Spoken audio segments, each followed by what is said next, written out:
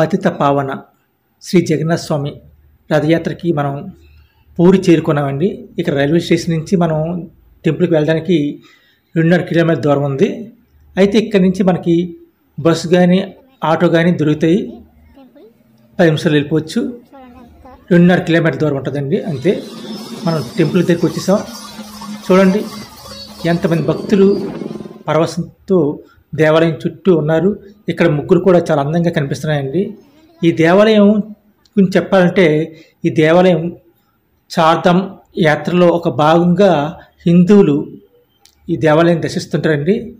ఈ దేవాలయం విశిష్టత చెప్పుకోవాలంటే ఈ ఆలయం ఎక్కడ నీడ కనిపించదండి. ఆలయం యొక్క నీడ. అలాగే ఇక్కడ గోపురంపై ఉన్న ధ్వజస్తంభం ఎదురుగా మనం నించుంటే ఎటు చూసినా మనకు కనిపిస్తుంటుందండి. ఎదురుగా మనకు ఎదురుగా ఉన్నట్లుంటుంది. అదేవిధంగా ఇక్కడ పక్షులు వాలవండి గోపురంపై. అలాగే ఇక్కడ ఆలయంలోనూ సముద్రం పక్కన ఉంది. అయినా శబ్దాలు ఎక్కడ రావు, వినిపించవు కూడా. ఇంత విశిష్టత కలిగిన ఈ పూరి ఆలయం మనం చూస్తున్నాం. ఇప్పుడు ఈ ఆలయంలో హిందువులకు మాత్రమే అనుమతి ఉందండి. విదేశీయులకు అనుమతి లేదు. ఏ కులస్తులైనా సరే ఈ ఆలయంలోకి వెళ్ళొచ్చు. ఇక్కడ మీరు చూస్తున్నారు కదా, ఇదేనండి జగన్నాథ స్వామి రథం అండి. ఇది 48 అడుగులు ఎత్తుంటుందండి ఇది. అయితే దీనికి చెప్పడానికి ఏమున్నదంటే ఇక్కడ మనం చూస్తున్నాం కదా, ఇక్కడ దీనికి చక్రాలు 16 ఉంటాయండి. ఆ 16 చక్రాలు ఒక్కొక్క చక్రం కూడా 6 అడుగులు ఎత్తుంటుంది. ఈ విధంగా ఇక్కడ రథాలు తయారు చేస్తుంటారండి. ఇది దగ్గర 60 రోజుల నుంచి దీనికోసం కళాకారులు పనిచేస్తుంటారు. భారతదేశంలోనే శ్రీకృష్ణుడు, బలభద్రుడిని, అలాగే సుభద్రాదేవిని పూజించే ఏకైక దేవాలయం అండి ఇది. ఈ పూరిలో ఉన్న శ్రీ జగన్నాథ స్వామి టెంపుల్. అయితే ఈ ఆలయానికి ఇక్కడ రథయాత్ర జరగడానికి ప్రధాన కారణం ఏంటంటే శ్రీకృష్ణుడు సుభద్ర అలకను తీర్చడానికి ఇక్కడి నుంచి ఈ టెంపుల్ నుంచి ఇక్కడ గూడంచ ఒక దేవాలయం ఉందండి. అక్కడికి వీరు ఊరేగింపుగా వెళ్తారు రథయాత్ర భాగంగా. అది శ్రీకృష్ణుడి యొక్క మేనత్త ఇల్లుగా ఇక్కడ ప్రజలు భావిస్తారండి, భక్తులు కూడా. అలాగే అది శ్రీకృష్ణుడి జన్మస్థలము అని భావించడం వల్ల ఇలా జరుగుతుంది. అయితే అక్కడికి వెళ్ళిన తర్వాత రథయాత్ర సమాప్తమవుతుందండి. ఇది చాలా కథలు రకరకాలుగా ఉన్నాయండి. అయితే ఇది ప్రధాన కారణం ఏంటంటే సుభద్ర అలక తీర్చడానికి శ్రీకృష్ణుడు, బలభద్రుడు కలిసి రథయాత్రగా అక్కడ గుడంచకు చేరుకోవడమే ప్రధాన ఉద్దేశంగా ఈ రథయాత్ర మనకు చూపిస్తుంటుంది. గవర్నమెంట్ సంబంధించి ఇక్కడ మీరు చూస్తారు, ఇక్కడ వాహనాలన్నీ గవర్నమెంట్ కాదు అని ప్రైవేట్వే. బైక్ మీద వచ్చేస్తారు చాలా మంది. ఇప్పుడు బైక్ మీద ఇక్కడ ఈ టెంపుల్ ఎదురుగానే ఈ టైంలో కూడా ఎలాగ అనుమతిస్తున్నా తెలియలేదు. రథయాత్ర ప్రయత్నం ఉంది లోపల. ఇక్కడ చూస్తే మాత్రం కంపల్సరీగానే ఇక్కడ వాహనాలు ఆపాలా, అక్కడ ఆపడం లేదు. ఈ ఆలయం 12వ శతాబ్దంలో నిర్మించబడింది. అప్పటి రాజు గంగ రాజవంశానికి చెందిన రాజా అండ్రు గంగదేవుడు ఈ ఆలయం నిర్మించారండి. ఇది వేదాలు, పురాణాల ఆధారంగా ప్రతిపాదిక మీద ఈ ఆలయం నిర్మించబడింది. అలాగే మీరు చూస్తున్నారు, దీని గురించి ప్రత్యేకంగా చెప్పాలంటే స్కంద పురాణం, బ్రహ్మ పురాణం, నారద పురాణంలో ఈ ఆలయం గురించి ప్రస్తావన ఉన్నదండి. అలాగే ఈ ఆలయం కళింగ శైలిలో నిర్మించబడింది. మీరు చూస్తున్నారు కదా, ఎదురుగున్నది అది వంటగది అండి. అతిపెద్ద వంటగది భూమి మీద. ఇప్పుడు మనం చూస్తుంది ఆలయ ప్రాంగణం అండి. ఇది చాలా అందంగా, చాలా ముస్తాబుగా తయారు చేశారండి. ఇక్కడ అనేక దేవాలయాలు ఉన్నాయి. అందులో మనం చెప్పుకోవాల్సింది ఏంటంటే విమలాదేవి శక్తిపీఠం కూడా ఇక్కడ ఉందని చెప్తున్నారండి. నేను ఆలయం చూపించలేకపోయాను. మీరు చూడండి ఎంత అందంగా ఉన్నాయి. ప్రతి శైలి కూడా కళింగ శైలిలో ఎంత అందంగా కనిపిస్తున్న ప్రతి గోపురం కూడా 4 వైపులు కూడా మనకి ద్వారం ఉంటుందండి వెళ్ళడానికి లోనికి టెంపుల్లోకి. ఇప్పుడు సాయంత్రం 5 అవుతుందండి. రథాలు దేవాలయం దగ్గర తీసుకొస్తున్నారు చూడండి.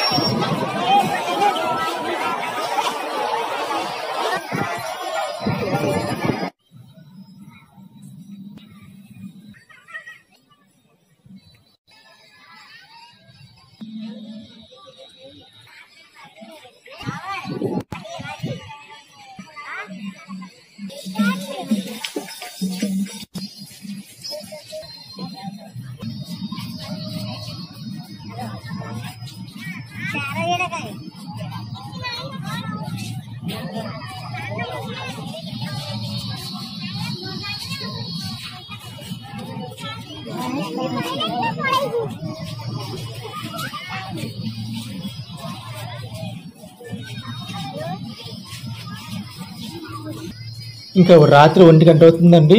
వర్షం పడిపోయింది. దాని తర్వాత మార్నింగ్ 27 తారీఖున రథయాత్ర స్టార్టింగ్ మనం చూస్తున్నాం. పంపించడం లేదు అసలు. రోడ్లోకి వెళ్ళలేకపోతున్నాం. గుడి వరకు కాదండి, రోడ్డు వరకు వెళ్ళలేకపోతున్నాం. ఇప్పుడు ప్రజెంట్ అలాగే ఆఫీసర్ పోలీసులు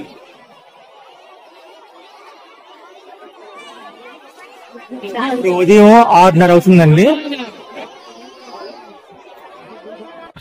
ఇప్పుడు సమయం 6:30 అవుతుందండి మార్నింగ్. చూడండి ఎలాగున్నారు అప్పుడే రథయాత్రలను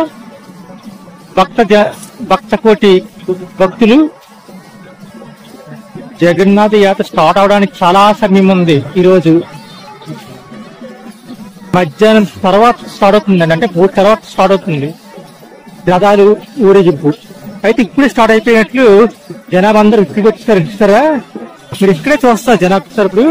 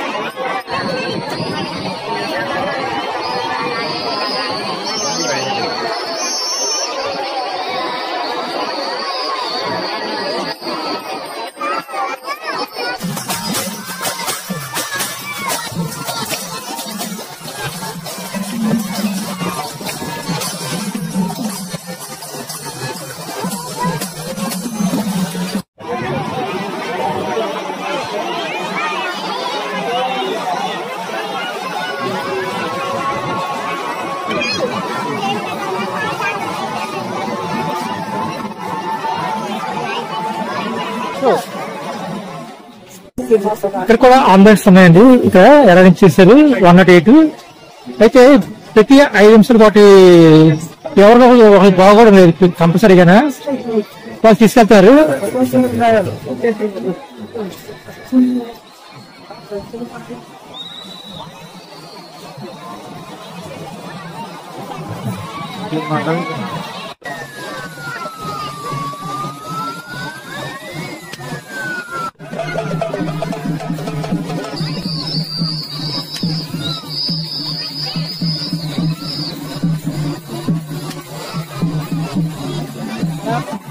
ఇప్పుడు టైం 10 అవుతుంది, 10:30 అవుతుంది టైం. ఇప్పుడు ఉదయం 6 గంటల నుంచి ఇప్పటి వరకు దగ్గర 50 మంది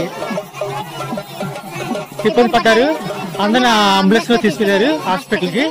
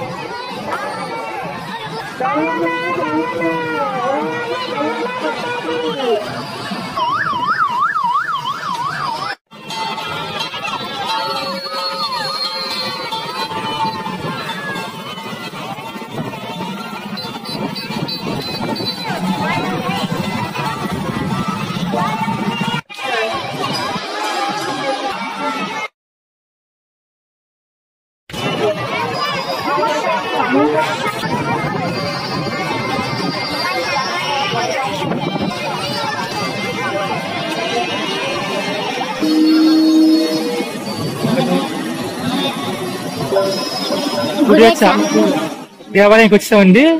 మన రథయాత్ర ఇక్కడతో ముగుస్తుందండి. ఇది శ్రీకృష్ణుడు యొక్క మేనత్ గారి ఇల్లు అని అంటారు. అంటే ఇక్కడికి వచ్చే ఇక్కడ వారం రోజులు ఉంటాయండి. ఇక్కడ ఇదే జన్మస్థలంగా భావిస్తారండి.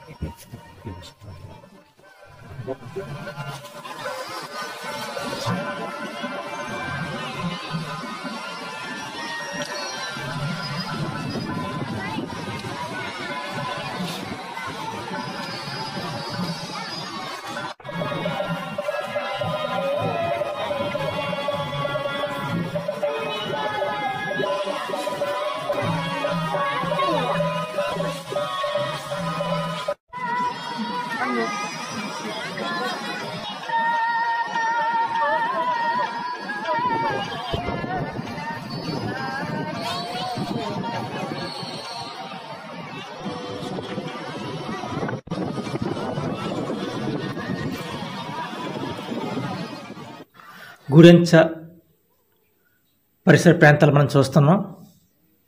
చాలా ముచ్చటగా ముస్తాబు చేస్తున్నారండి. మీరు చూడండి,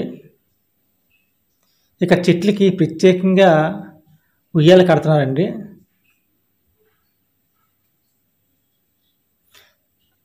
ఇది ట్రస్ట్ మీరు చూస్తున్నారు. గురెంచ ప్రాంగణం.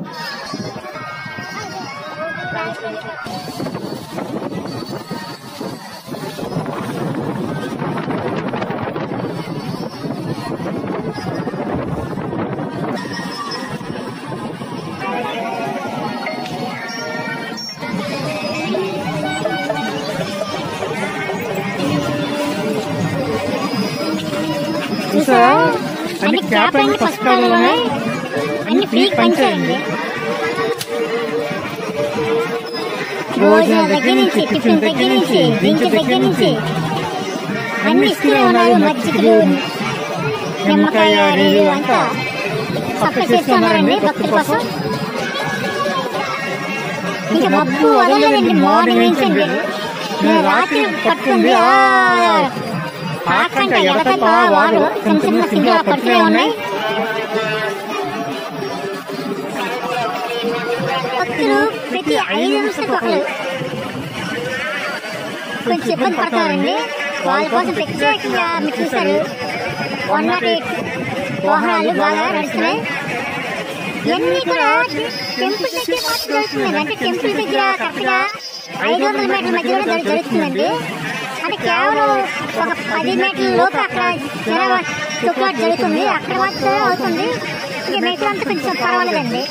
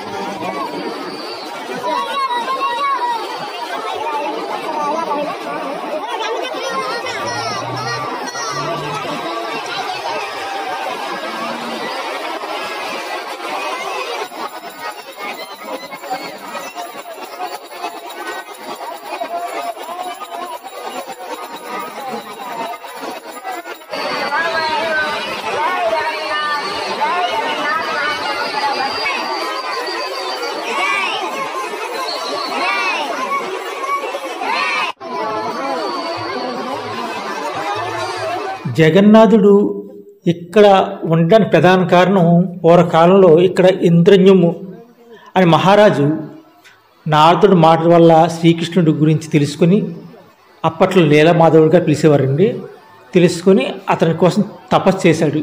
ఆ తపస్సు ఫలితంగా శ్రీకృష్ణ భగవానుడు కల్లో కనిపించి, ఇక్కడ నీకు దారు బ్రహ్మ అంటే వేప చెట్టు మానుగా నేను కనిపిస్తాను, ఆ చెక్కతో నా విగ్రహాలు తయారు చేయించు అని ఆజ్ఞాపించాడండి. ఆ విగ్రహాలు తయారు చేయడానికి విశ్వకర్మ ఒక ముసలి రూపంలో ఇక్కడికి వచ్చి, మహారాజా నేను విగ్రహం తయారు చేస్తాను, అయితే నాకు 21 రోజులు సమయం పడుతుంది, నేను తయారు చేసినప్పుడు ఎవరు కూడా నన్ను ఇబ్బంది పెట్టరాదు అని చెప్పి ఆలయం లోపలికి వెళ్ళిపోయారు ఆ విగ్రహం తయారు చేయడానికి. అయితే ఆ విగ్రహం తయారు చేస్తున్నప్పుడు సౌండ్లు రాకపోవడం వల్ల మహారాజు భార్య గుడెచ్చ ఎంతో తపనతో ఆ తలుపు తెరవడం జరిగిందండి. అప్పటికే ఆ శిల్పి అక్కడి నుంచి అదృశ్యమయ్యారు. అయితే అక్కడ జగన్నాథుడు మొండి చేతులతో, కాళ్ళు లేకుండా పెద్ద పెద్ద కళ్ళుతో విగ్రహాలు ఉన్నాయి. ఇది చూసి మహారాజు ఏం చేయాలో ఆలోచించగా, ఇది దైవ ఆజ్ఞ, ఈ విగ్రహాలనే నువ్వు పూజించు, ఇదే ప్రతిష్ఠించు అని చెప్పి దేవుడు చెప్పడం జరిగింది. అప్పటి నుంచి ఇక్కడ జగన్నాథుడు ఈ విధంగా పూజలు అందుకుంటున్నాడండి. జై జై జగన్నాథ స్వామియే నమః. జై జగన్నాథ.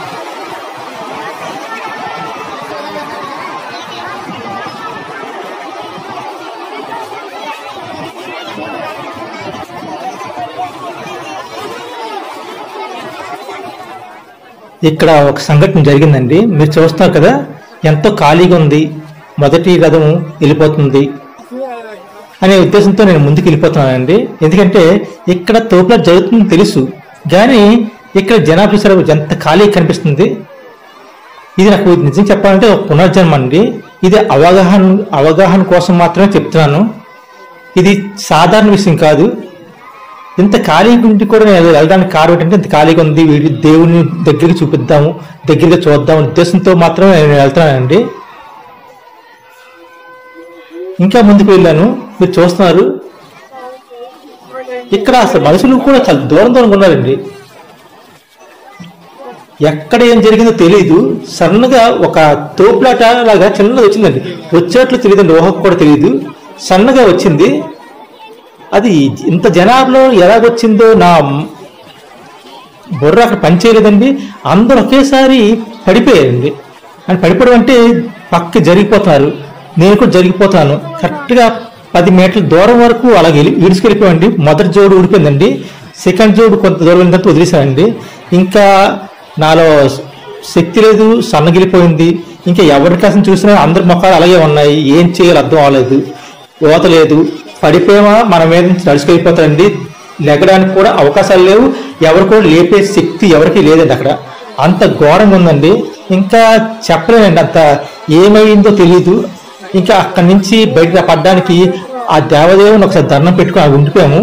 ఉండిపోయిన తర్వాత ఆ పక్కన పోలీస్ సర్కిల్ ఇది ఒకటి ఉన్నది, అక్కడ వాళ్ళు నన్ను లాగేశారు. పైకి వచ్చేసిన తర్వాత ఒక 2 నిమిషాలు అక్కడ రెస్ట్ తీసుకొని మళ్ళీ పక్క నుంచి ఆ గుడి పక్క నుంచి వచ్చి మళ్ళీ ఒక పావుగంట తర్వాత చిన్న వీడియో తీయడం మొదటండి.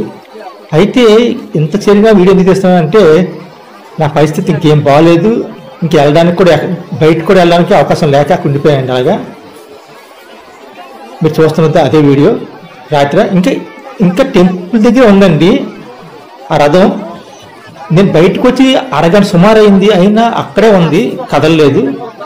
ఆ సెకండ్ రథం అది బలభద్రుడి రథం అండి. జీవితం అనేది చాలా జాగ్రత్తగా ఉండాలండి.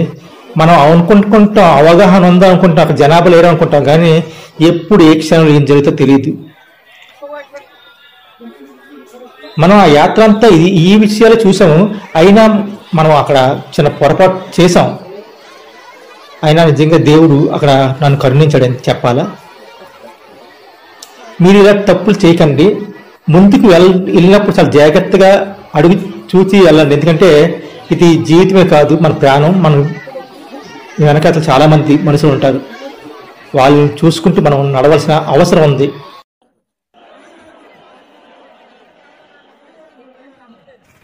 28 మార్నింగ్ అండి, ఇది 5 గంటలకు తీస్తాను.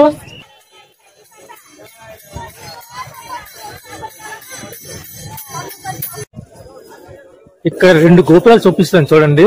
ఇక్కడ పక్షులు ఉన్నాయా? ఒక గోపురం మీద మాత్రమే పక్షులు వాళ్తున్నాయండి, ఆ పక్క దాని మీద మాత్రం ఒక పక్షి కూడా వాడడం లేదు. ఇక పూరి జగన్నాథ స్వామి టెంపుల్లో ఇది ప్రత్యేకత.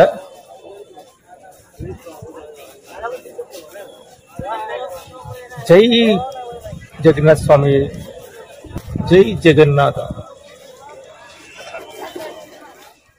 5:10 అవుతుంది ఇప్పుడు టైము, 28వ తారీఖు. నిన్న రథయాత్ర స్టార్ట్ అయింది, ఇంకా స్వామివారి రథం కదలలేదండి, ఇక్కడే ఉంది ఇంకా టెంపుల్ దగ్గరే. చూడండి జనాలు ఎలా ఉన్నారు, భక్తులు ఎలా చూస్తారు మొత్తం.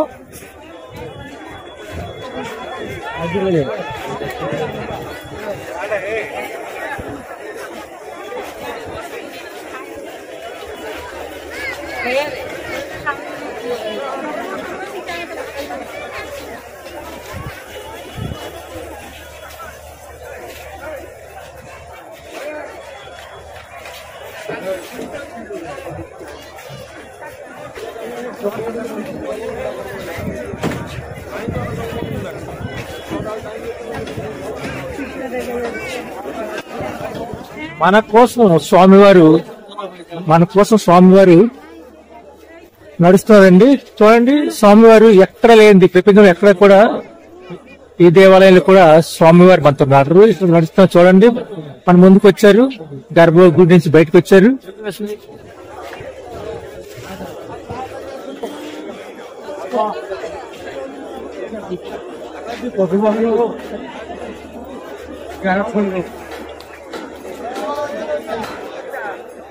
నిన్న సాయంత్రం మనం చూస్తుండగా సుభద్రాదేవి అమ్మవారి రథాన్ని, తర్వాత బలభద్రుడి రథాన్ని తీసుకెళ్ళిపోయారండి అక్కడికి వరకును.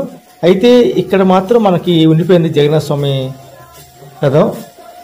దానికి కారణం ఏంటంటే సూర్యోదయం అస్తమించడం వల్ల, సూర్యుడు అస్తమించడం వల్ల ఇప్పుడు స్టార్ట్ అవుతుందండి. కొంత టైంలోనూ సూర్యోదయం అయింది కదా. ఈ విధంగా ఇక్కడి నుంచి మళ్ళీ గుడంచ దేవాలయం దగ్గరికి వెళ్ళి అక్కడ లోన ఆశీనం అవుతారండి స్వామివారు. దీంతో ఈ రథయాత్ర ముగుస్తుంది. ఈ రథయాత్ర మీద మీ అభిప్రాయం చెప్పండి, ఎందుకంటే నేను చాలా కష్టపడి తీశాను, మీరు ఇష్టపడి ఎంతవరకు చూసారంటే అర్థమవుతుంది. అలాగే వెళ్ళే ముందు ఒక లైక్ చేయండి.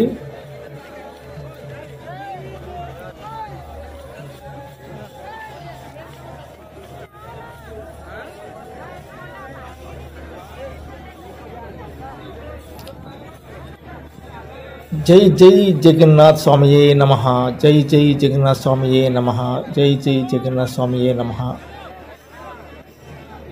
ఎంత చూసినా తనివి తీరని జగన్నాథుడి ఆశీస్సులు మనం పొందుతున్నాం.